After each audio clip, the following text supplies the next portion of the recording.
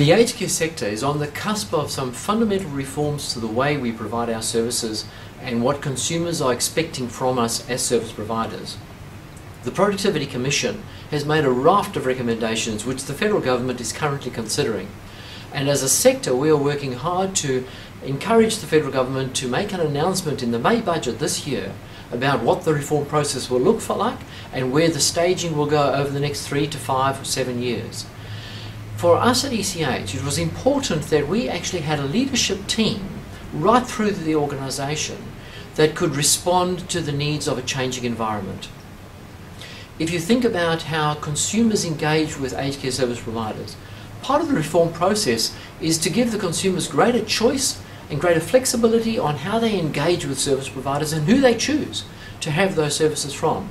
And we wanted to make sure that our leaders, whether they were leading the frontline staff or more engaged in the strategy of the organisation, to be able to respond to that consumer expectation. I wanted to be sure that we had a training program that was based on our values, because our values are important to us.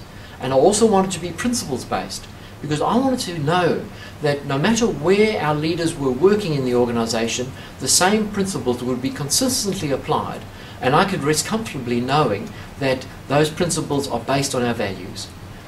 So we developed this program with Insight International to customise it to the way ECH delivers its services, to our philosophy of service delivery. And I'm delighted with what I'm seeing as the first outcomes.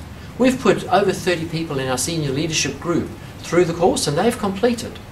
We have another 80 plus people who are going through the next level, and I'm delighted to see what is occurring.